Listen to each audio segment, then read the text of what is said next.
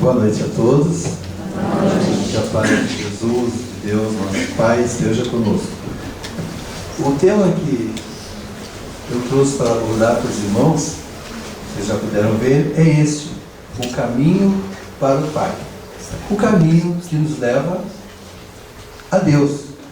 É disso que nós vamos tratar essa noite. A caminhada que nós temos, o caminho que nós temos para percorrer, como podemos percorrer, como devemos percorrer esse caminho para o Pai. Quando a gente fala de Deus, nós, cristãos, nós que temos assim uma intimidade com a Bíblia, né? Principalmente com a parte nova do Novo Testamento, nós temos a lembrança de que temos dois tipos de Deus bem distintos na Bíblia.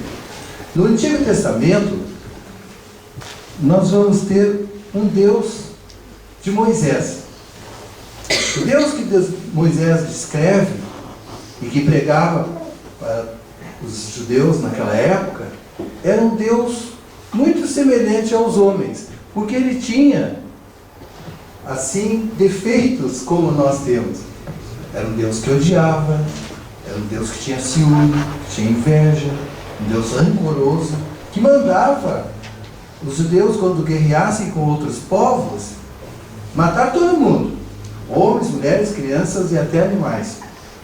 Obviamente não é desse Deus que nós estamos falando, não é para esse Pai que nós vamos caminhar.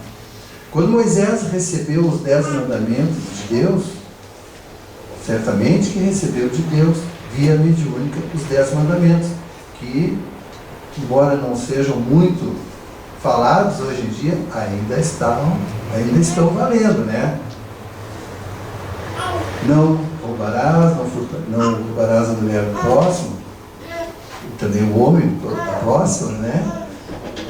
Não matarás, e todos aqueles 10 mandamentos ainda estão valendo. Isso Moisés recebeu via mediúnica.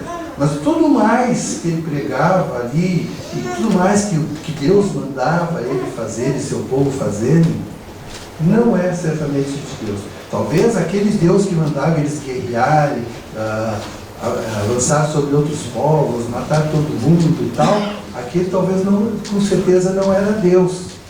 Era um espírito que de alguma maneira tinha uma ligação com o povo judeu, tinha uma ligação com aquele povo, porque aquele espírito só se preocupava com aquele povo, não se preocupava com o restante da humanidade, porque todos são filhos de Deus. Então aquele espírito não devia ser o espírito, digamos, não deveria ser Deus. O Deus que nós realmente passamos a conhecer foi o Deus de Jesus. Quando Jesus veio trazer a mensagem do Pai, que ele ouviu do próprio Pai, que ele aprendeu do próprio Pai, o próprio Deus para nos trazer, ele nos fez conhecer que Deus não era aquele Deus que mandava matar, aquele Deus invejoso. Deus é amor. Lá no Evangelho de João, ele diz: aquele que não ama, não conhece a Deus, porque Deus é amor. Então há uma diferença muito grande naquele Deus de que trata o Antigo Testamento e no Deus que Jesus nos trouxe, nos deu a conhecer. É bem diferente. É para esse Deus, para esse Pai, que nós devemos caminhar. E que caminharemos todos com certeza. Que chegaremos todos a Ele com certeza. Uns mais cedo, outros mais tarde, conforme a gente for avançando, evoluindo espiritualmente. Mas todos chegaremos. Lá no Livro dos Espíritos, a questão número 1 do Livro dos Espíritos, para quem não conhece o Livro dos Espíritos, o Livro dos Espíritos é uma das obras básicas da codificação kardeciana, da doutrina espírita. A pergunta número 1, ele é toda em forma de perguntas e respostas, são de 1018, né? Tem uma edição mais antiga, que é 1019, porque eles desdobraram uma das perguntas em duas, então ficou sendo 1019. Mas basicamente são 1018 perguntas, tá? Divididas em 4 partes. Na primeira parte, o Livro dos Espíritos trata de Deus. Na segunda parte, ele trata dos espíritos do mundo espiritual. Na terceira parte, ele trata das leis morais. E na quarta parte, das penas e recompensas futuras. Então, e a primeira pergunta desse livro que Kardec formulou aos espíritos da codificação foi esta: que é Deus. Repare, é que é Deus, não quem é Deus. Que é Deus? Kardec perguntou um conceito de Deus. Quem é Deus? E não quem é Deus, a pessoa de Deus. Então, e eles responderam: Deus é a inteligência suprema, causa primeira de todas as coisas. Ou seja, antes de Deus, nada havia. Portanto, Deus não tem pai, não tem mãe, porque se tivesse pai e mãe, né, seus pais e sua mãe seriam Deus, e eles seriam o segundo, já que seria filho, como todos nós somos filhos. Esse aqui está cortando um pouquinho, mas vocês vão conseguir entender. O Papa Francisco, entre tantas coisas maravilhosas que ele já disse, já fez, já pregou, ele coloca essa observação: sabemos que a história tem um centro, Jesus Cristo, e tem um fim, o reino de Deus. O reino de Deus. Então, para nós, o centro da história é Jesus para a humanidade. E o fim de todos nós é o reino de Deus. Então, quem ainda acredita no inferno pode ficar tranquilo. Ninguém vai para o inferno. Todos nós caminharemos para o reino de Deus. Todos nós faremos uma caminhada, uns por seus méritos mais curta, outros um pouquinho mais comprido, mas todos nós chegaremos ao reino de Deus. Este é o fim de todos nós. Não sei quantas existências serão precisas para que a gente atinja o reino de Deus, mas todos nós chegaremos ao reino de Deus. É o que prega a doutrina espírita e parece é o que entende também o Papa Francisco. Mas pergunto: o que é chegar ao Pai, ao reino de Deus, ou ao reino dos céus, como diz Jesus? É isso. É atingirmos uma evolução tal que nos tornaremos espíritos puros. E como espíritos puros, espíritos superiores, então sim, saberemos não o que é Deus. A definição do que é Deus a gente sabe, mas saberemos quem é Deus. Conheceremos a pessoa, Deus. Quando nós atingimos essa fase de evolução, não sei quanto tempo, né? Já tivemos vidas passadas, temos essa vida, teremos vidas futuras. Em cada uma delas a gente vai evoluir um pouco. Às vezes uma ou outra a gente pode até não evoluir nada, ficar parado, mas nunca vamos retroceder. Então mais cedo ou mais tarde, todos nós chegaremos ao reino de Deus, ao reino dos céus, à presença do Pai. Então saberemos então quem é Deus. Finalmente saberemos isso. Então caminhar para o Pai é isso. É buscar esse estado de espírito puro, esse estado de espírito superior que vai nos permitir, então, chegarmos à presença de Deus. E quando nós chegarmos a esse estágio, não vamos ficar, como imagino alguns, né, tocando ar para lá por cima, batendo um parzinho de asas e tal. Não. A gente vai, então, fazer o que os espíritos superiores mais fazem, talvez, trabalhar. Quanto mais superior se torna o espírito, mais responsabilidades ele tem, mais ele trabalha. Então, quando a gente chegar a esse estágio de espíritos superiores, espíritos puros, nós seremos ministros de Deus, estaremos ajudando a Deus, teremos encargos dados por Deus na administração do universo. Como vários espíritos já estiveram aqui nessa função, como o próprio Jesus veio enviado. Jesus veio enviado por Deus. Nós também, quando chegarmos a esse estado de espírito puro, quando nós o caminho que nos leva ao Pai finalmente nos levar até Ele, nós também teremos as nossas tarefas. Para facilitar a nossa caminhada para o Pai, a nossa caminhada para Deus, Deus tem para nós um programa. Tem um programa. Todos nós. Em cada existência, em cada vida, antes da gente reencarnar, é feita uma programação de alguns atos importantes na nossa vida. Atos que vão acontecer, vão ter a oportunidade de acontecer. Tudo visando que a gente evolua, que a gente caminhe mais rápido para Deus. Por exemplo, A gente pode, para adiantar o nosso caminho para o Pai, projetar um casamento. Quanto mais evoluído é o espírito, mais ele participa do programa, do projeto de reencarnação. Quanto mais atrasadinho é o espírito, então menos ele participa da programação, se encarregam os espíritos superiores. Mas quando a gente já tem uma certa evolução, a gente pode participar mais da nossa programação. Então pode acontecer, por exemplo, que numa vida passada eu tive problemas com a Leda, que é a minha esposa, que está ali atrás, tá? Tive problemas com a Leda. Eu não me dava com ela, a gente se prejudicou, enfim, fizemos um monte de coisa uns aos outros. É preciso, para que a gente evolua, que eu me harmonize com a Leda, que eu repare os erros que eu cometi contra ela nas vidas passadas, ou ela contra mim, ou quem sabe os dois. É preciso que isso ocorra. E às vezes, então, é planejado um casamento entre eu e ela, antes da gente reencarnar, para que a gente tenha a oportunidade de fazer essa harmonização, da gente pagar as nossas dívidas um para com o outro, e assim a gente dá um passinho na nossa evolução. Né? Então eu planejo com a Leda isso aí. A gente pode planejar, por exemplo, os filhos. Quantos filhos vai ter? Quem serão os nossos filhos?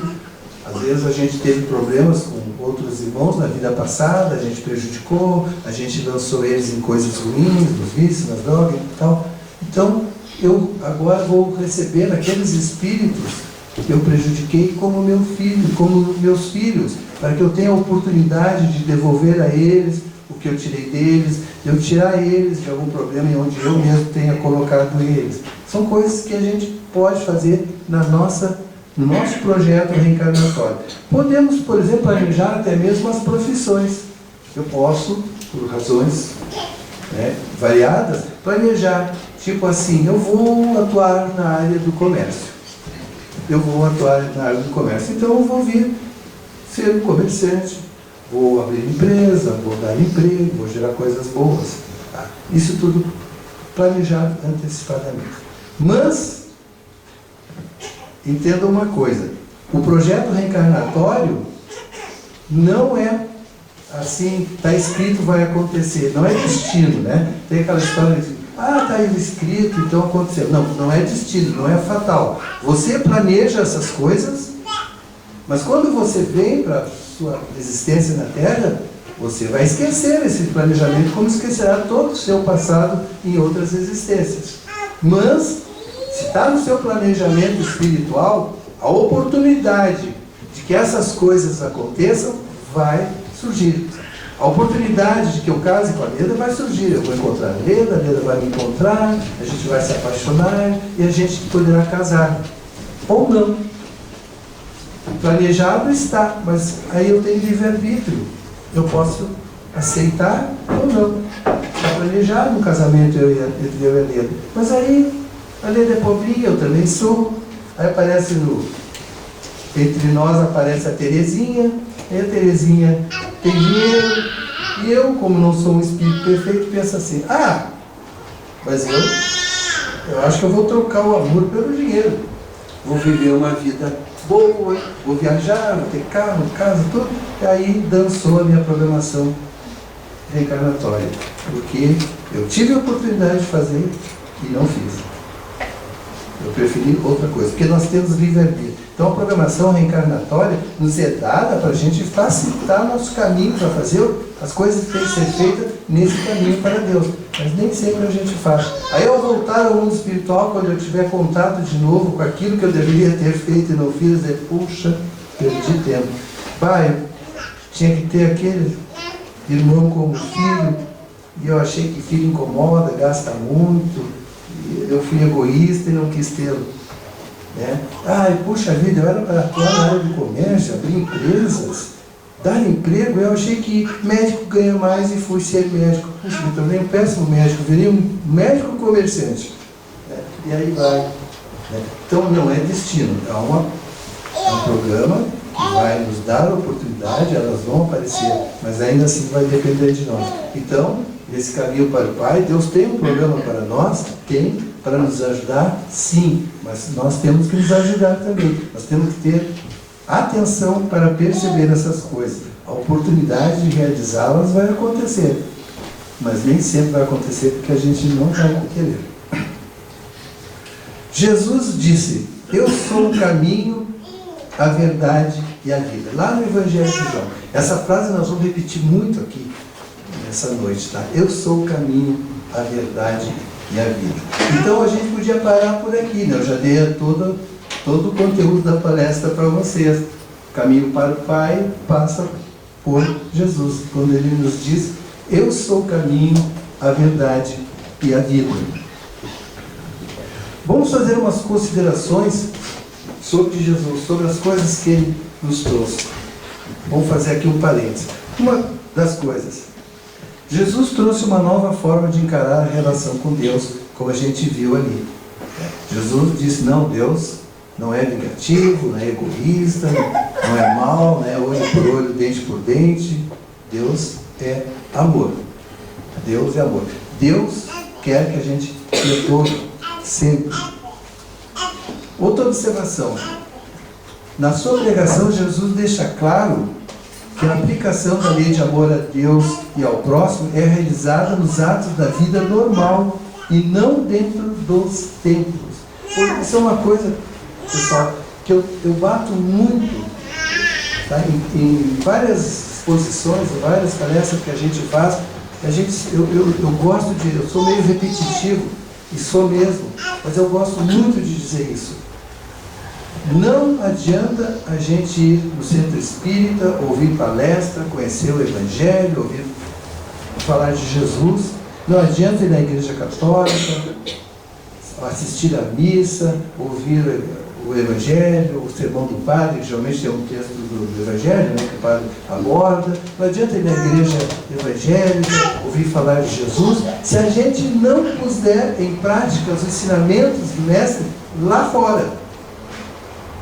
Lá fora. O que adianta? Vocês ouvem a gente falar de Jesus, ouvem a pregação de Jesus, acham bonito, mas depois não põem em prática. Valeu de quê? O que adianta eu pregar aqui o amor a Deus, ao próximo, e lá fora depois eu vou maltratar meu irmão, eu vou explorar meu irmão, eu vou roubar meu irmão? Valeu de alguma coisa? Não. Então, Jesus deixa bem claro na sua pregação, quem ler com atenção verá que o que Ele nos ensina é para uso na nossa vida diária. Porque se a gente só souber e não puser em prática, não resolve nada. Não resolve nada, tá? Francisco do Espírito Santo Neto, que tem vários livros que talvez vocês conheçam, né? Ele disse numa palestra que eu assisti uma vez: aquela pessoa que sabe muito, mas não põe em prática aquilo que sabe, na verdade ela não sabe nada. Porque é uma cultura inútil, é só conhecimento. Tem gente que tem cultura, muito conhecimento do Evangelho, da doutrina espírita, mas se não põe em prática, para que serve? Então Jesus deixa bem claro para a gente: os seus ensinamentos é para a gente pôr em prática lá fora, no dia a dia, na nossa casa, no nosso trabalho, no nosso estudo, na sociedade onde nós estamos incluídos. O templo de Deus é o nosso coração purificado e elevado à prática do amor, da caridade e do bem em todas as suas formas. A gente sempre ouve falar, né, que a igreja, o centro espírita, enfim, que é a casa de Deus. Com certeza é a casa de Deus. Por quê? Porque Deus está em todo lugar. Está em todo lugar. Está em todo lugar. Está na igreja, está no centro espírita, está lá na minha casa, na casa de vocês. Deus está em todo lugar. E o lugar que Deus gosta de estar, o templo, vamos dizer assim, mais confortável para a presença de Deus é esse, é o nosso coração. Somos nós mesmos, quando nos dedicamos à prática do amor ao próximo, à caridade, ao bem, em todas as suas formas. Então, mais do que um templo bonito, é importante que nós tenhamos o nosso templo, o nosso coração bonito. Nosso coração voltado para a prática do amor, do perdão, da benevolência, da indulgência. Esse é o templo que Deus gosta de habitar. Habita os templos de pedra? Sim, mas o templo principal é o coração dos seus filhos. Somos nós. E para que isso aconteça, para que Deus viva em nós, e nós com Ele, a gente tem que ser pessoas do bem, pessoas boas, em todos os sentidos. Jesus exemplificou a aplicação de seu Evangelho vivendo intensamente o amor, a caridade, a humildade, o perdão, a tolerância, a fraternidade, a paciência, a abnegação e a pregação do bem. Jesus exemplificou. Jesus não só pregava. Pregar é fácil. Eu venho aqui, falo, todo mundo me ouve. Mas isso é muito fácil de fazer. É só não ter um pouquinho, só ter menos inibição, né? Não ser muito tímido. A gente vem e fala. Crescer um pouquinho, a gente vem e fala. Isso é fácil. Mas Jesus não só falava, Jesus não só pregava as coisas que nos levarão ao caminho do Pai. Jesus exemplificava o seu dia a dia, por suas atitudes, aquilo que ele dizia. Quando ele nos ensina que devemos perdoar sempre, ele perdoa a mulher adúltera. Então, ele exemplificava os seus ensinamentos com as suas atitudes, com o seu dia a dia. E assim serve para nós este modelo. Nós temos também exemplificar aquilo que a gente acredita, aquilo que a gente crê, aquilo que a gente ensina. Na nossa casa, por exemplo, eu posso falar para um filho, para uma filha, um monte de coisa, dizer um monte de coisa para eles, né? Falar. Aí, como eu dizia a minha mãe, talvez isso vai entrar aqui e sair aqui. Ele não vai dar a mínima para o que eu disse. Não vai guardar. Depois de um tempo, ele nem está aí do que eu falei para ele. Agora, experimente fazer alguma coisa que seu filho veja. E ele guarda para sempre. Então, o modelo é mais importante, o exemplo é mais importante do que as palavras. O exemplo marca mais, a gente aprende mais. Então não adianta a gente chegar para um filho e dizer assim, não fuma que faz mal, dá câncer de pulmão, faz mal para a saúde, e depois vai fumar. E o exemplo, onde é que fica? O que o filho vai guardar? Que é mal ou que dá para fumar porque o pai fuma? Eu estou falando do pai porque eu sou pai, tá? Não vou botar para cima da letra isso não. Deixa assim. Então, é assim o exemplo, né? O exemplo é importante. Quando o filho vê a mãe preparando algumas coisas, roupas, alimentos para doar, né? Não precisa ela dizer que isso é certo, que isso é bom, que isso é correto. Ele está vendo que se a mãe vai fazer, isso é bom, isso é correto, isso é o que tem que ser feito quando a gente pode. Então, Jesus exemplificou, ele não só falou para a gente, não. Jesus nos orienta com conhecimento de causa de quem já passou pelo que passamos hoje. Ele venceu e veio a nós para que vençamos também. As pessoas acham assim, pela pregação tradicional, que Jesus já nasceu pronto. Deus foi lá e criou Jesus. Assim, perfeito, ser mais perfeito, como diz no livro dos Espíritos, né, que já esteve na Terra. Mas Jesus não nasceu perfeito, não. Seria a injustiça de Deus. Deus não faz exceções para seus filhos. Deus trata todo mundo por igual e não tratou Jesus diferente. Jesus nasceu como todos nós nascemos há não sei quanto tempo atrás, simples, né? E foi evoluindo como todos nós estamos evoluindo hoje, passando pelas mesmas coisas que a gente passou. Só que esse período evolutivo de Jesus se fez num período, numa época que a Terra nem existia, que o próprio Jesus participou da criação e evolução da Terra. Mas ele passou pelas mesmas coisas que a gente fez, que a gente está passando hoje. Ele não está pedindo que a gente faça nada que ele mesmo não tenha feito, que a gente suporte as coisas que ele mesmo não tenha suportado.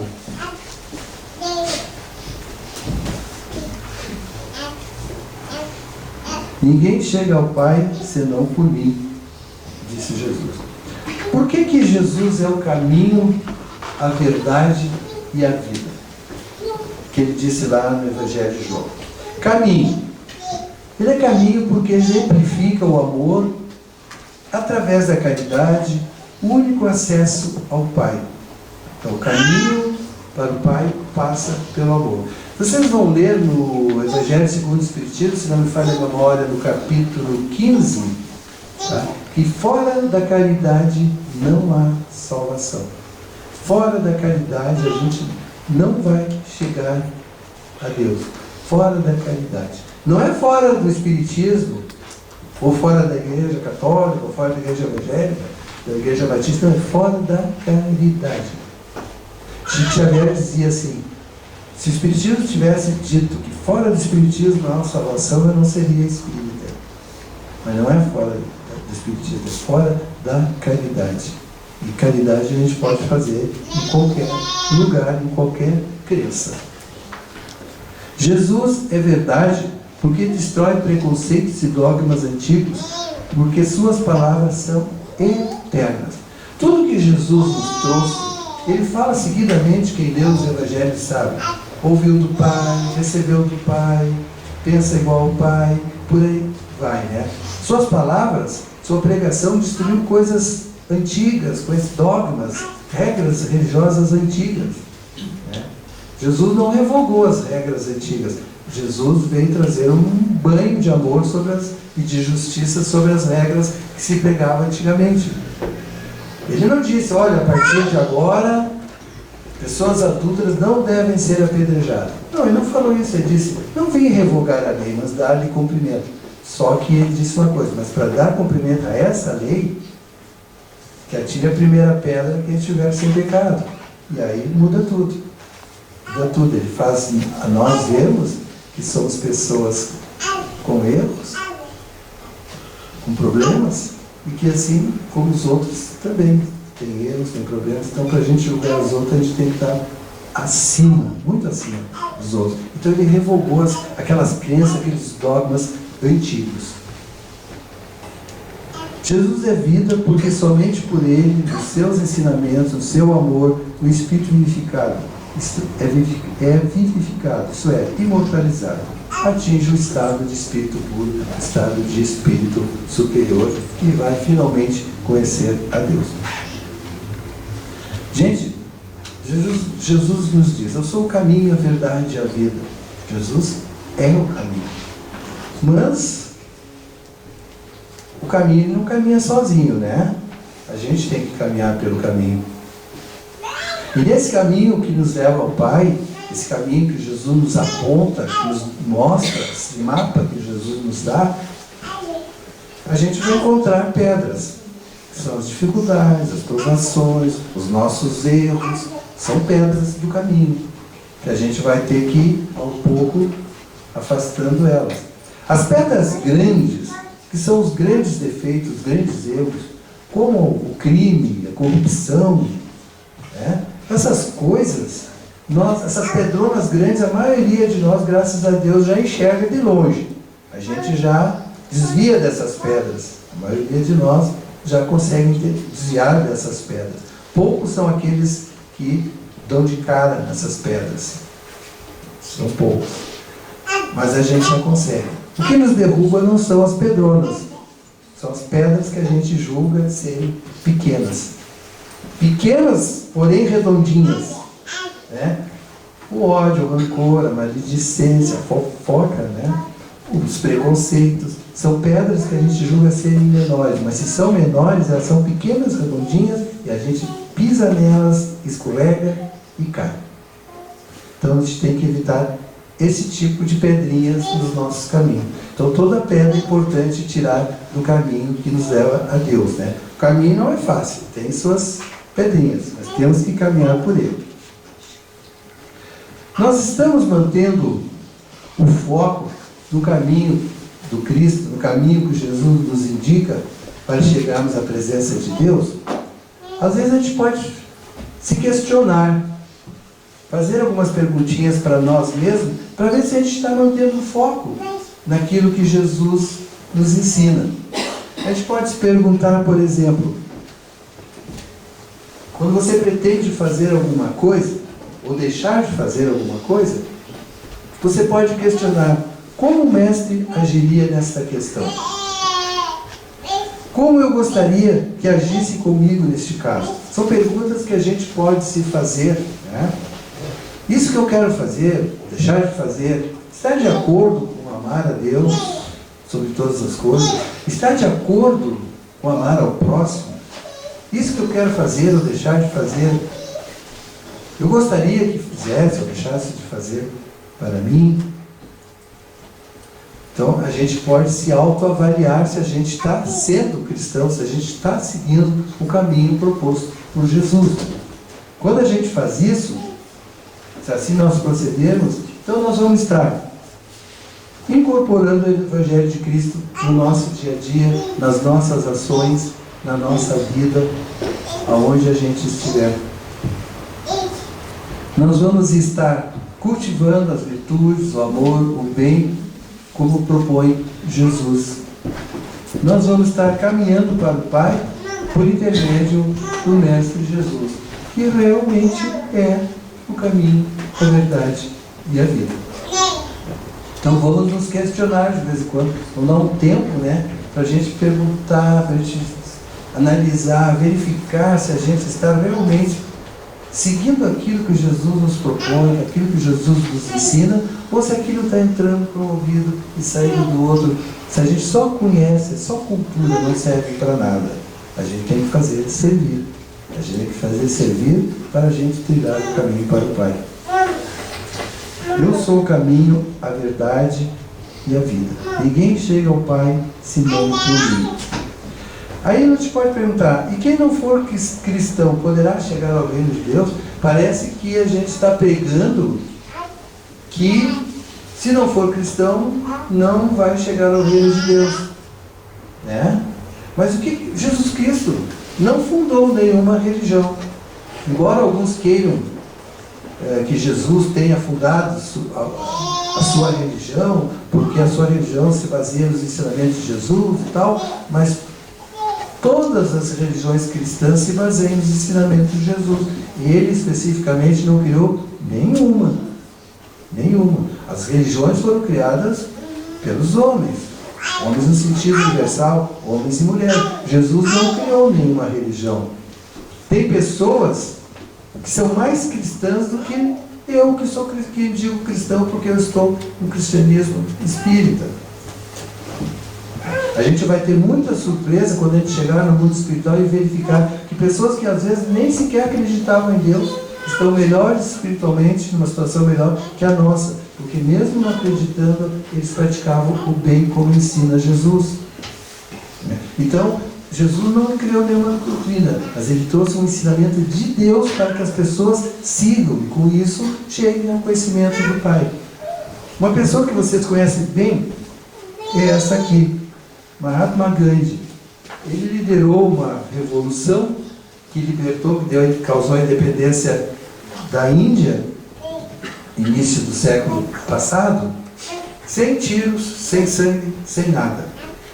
Mahatma Gandhi vivia num país dominado pelas igrejas cristãos, na maioria. Ele gostava muito dos ensinamentos de Jesus. E analisando os ensinamentos de Jesus, ele disse uma vez, olha, eu tenho verificado tudo que Jesus ensinou e tenho visto que durante toda a minha vida eu pratiquei isso. E ele não era cristão, ele era hindu. Mas praticou, mesmo sem receber a formação cristã, ele praticava o que Jesus ensinava. E ele gostava muito do Sermão da Montanha. Uma parte do Evangelho que ele gostava muito era o Sermão da Montanha. Porém, ele tinha uma crítica. Ele que não era cristão, mas agia como se o fosse ao natural, pela pregação da sua própria religião lá, ele criticava os cristãos. Ele dizia que os cristãos não são tão bons quanto a doutrina que Jesus ensinava. O que ele queria dizer com isso? Que os cristãos não eram tão bons como Jesus ensinava que deveriam ser. Os cristãos que ele conhecia eram os cristãos ingleses que dominavam a Índia, né? E ele passou poucas e boas por causa disso. Então, para se salvar, para chegar ao reino de Deus, a gente precisa amar a Deus e ao próximo, independente da crença que a gente tenha, da onde a gente esteja. O caminho é o amor ao próximo, como nos ensina Jesus. Porque Jesus não criou nenhuma doutrina, nenhuma religião. Aqui, à esquerda, essa gravura não é Jesus não, tá? Essa é uma gravura de uma pintura do apóstolo João. Jesus disse lá no Evangelho de João: vós sereis meus amigos, se fizerdes o que eu vos mando. Já não vos chamarei servos, porque o servo não sabe o que faz o seu senhor, mas tenho-vos chamado amigos, porque tudo quanto ouvi de meu Pai, vos tenho feito conhecer. Isso Jesus coloca em vários momentos. O que ouvi de meu Pai, não é o que ele criou, mas é o que Deus deu para ele trazer para a gente. Agora, pergunta que se faz: nós estamos sendo amigos de Jesus? Nós estamos fazendo o que Ele quer que a gente faça? A gente muitas vezes não para pensar nisso, não é verdade? Mas é o que Ele nos diz lá no Evangelho de João.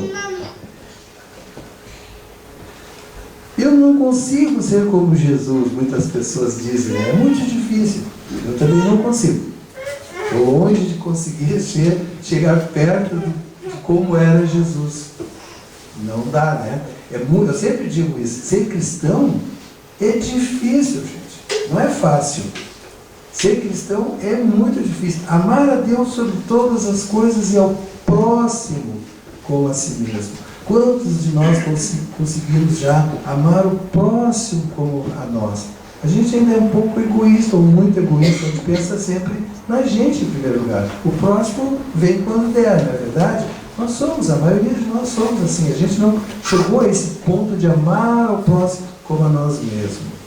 Amar os inimigos, então. É difícil amar os inimigos, né?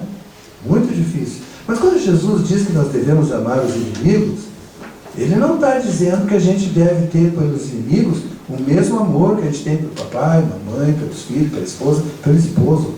Ele está dizendo que a gente não deve buscar prejudicar os inimigos, odiar os inimigos. Se tiver a oportunidade de fazer o bem, ainda que a pessoa não goste de você, faça a si mesmo. Se não pode ser amigo hoje, espere, talvez, quem sabe, na próxima encarnação, mas não busque prejudicá-la, não tenha ódio por ela. Isso é amar os inimigos. É óbvio que não seria natural a gente ter por um inimigo o mesmo carinho, o mesmo amor que a gente tem por um ente querido nosso, né? Então, esse é amar. Então é complicado, é muito difícil ser como Jesus. Mas será que, mesmo não sendo como Jesus, a gente está no caminho certo? Será que eu posso me considerar assim cristão, mesmo não sendo como Jesus? Lá no Evangelho segundo o Espiritismo, Kardec faz uma definição do que é o espírita verdadeiro. Um cristão verdadeiro. Não é aquela pessoa, modelo, anjo, perfeito, que chegou no topo. Não. Reconhece-se o verdadeiro espírita, o verdadeiro cristão, pela sua transformação moral e pelos esforços que faz para domar suas más inclinações. Então, nós podemos nos considerar espíritas, sim, cristãos, sim, apesar dos nossos defeitos. Se a gente estiver, pelo menos, lutando com todas as forças para nos melhorarmos, para fazer a nossa reforma íntima, melhorar a nossa moral, nosso comportamento com relação ao próximo. Se nós estivermos nos esforçando para domar os nossos defeitos, as nossas más inclinações, as nossas viciações, então a gente reconhece o verdadeiro espírito, o verdadeiro cristão, por uma pessoa que está lutando para se melhorar, não uma pessoa pronta, acabada, modelo para todo mundo.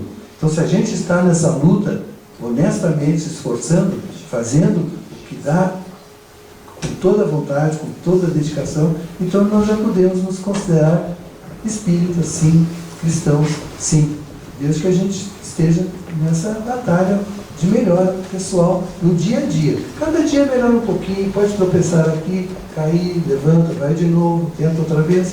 Assim a gente vai evoluindo aos poucos, não tirando né, da frente os ensinamentos de Jesus. Então, assim a gente vai caminhando, né? Nem toda a estrada vai ser fácil, com certeza, tá? Nem toda a estrada vai ser fácil. A gente vai ter aquelas famosas pedrinhas para nos atrapalhar, mas a gente tem que lutar no dia a dia.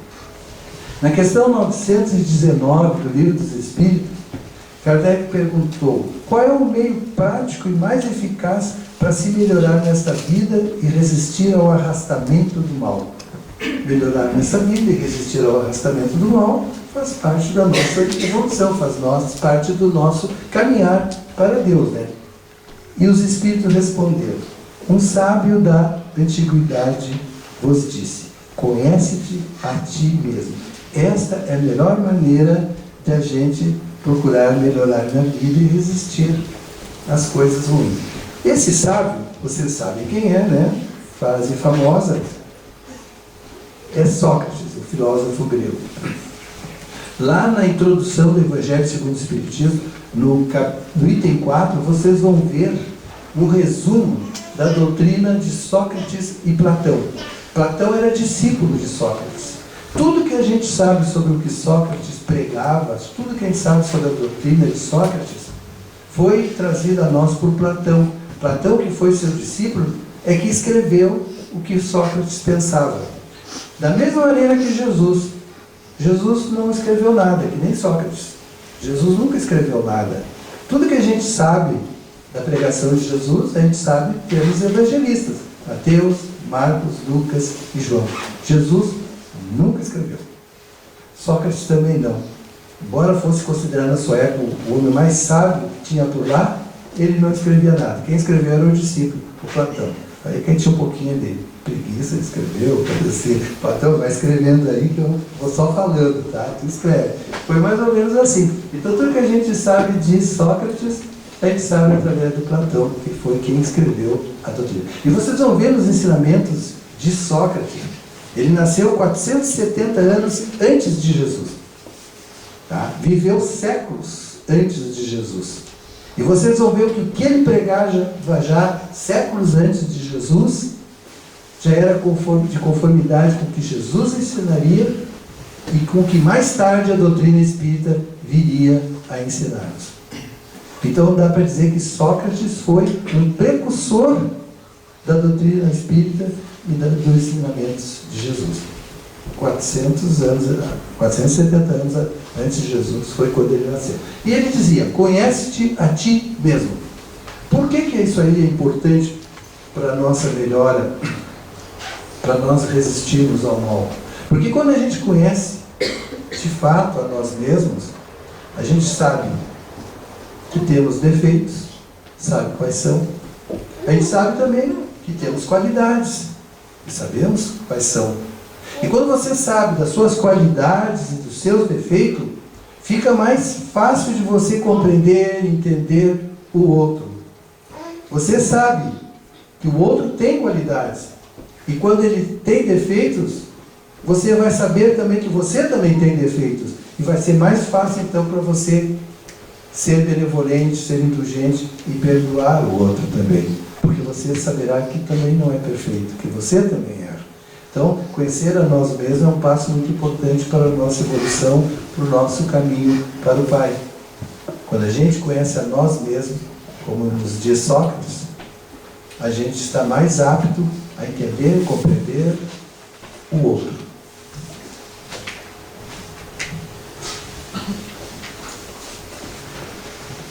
Na nossa existência sempre vão ter muitas opções, né? Muitos caminhos se abrirão. Alguns caminhos bons, outros caminhos não nos levarão a lugar nenhum ou a lugares ruins. Então a gente tem que estar atento para tomar a decisão correta, porque nada nos é imposto. Deus nos deu livre-arbítrio. A possibilidade de eu escolher o caminho por onde eu quero ir, a possibilidade de eu dizer sim ou não. Então, sejamos atentos a isso. Eu sou o caminho, a verdade e a vida. Ninguém chega ao Pai, senão por mim. Buscai, em primeiro lugar, o reino de Deus e a sua justiça, e todas as coisas vos serão acrescentadas. No dia a dia, é frequente a gente orar a Jesus pedindo um auxílio, alguma coisa que a gente precise, né? Pode ser uma coisa material, pode ser de repente uma situação familiar que se resolve. E a gente está sempre pedindo alguma coisa. No entanto, Jesus disse: buscai em primeiro lugar o reino de Deus e a sua justiça, e todas as coisas vos serão acrescentadas. Existe uma lei, você já ouviu falar dela, certamente, chamada lei de causa e efeito, ou lei de ação e reação. Essa lei nos diz que a gente colhe aquilo que planta. Planto bem, colhe o bem, planto mal, colhe o mal. O que você fizer vai ter consequência, boa ou ruim, de acordo com o que você faz.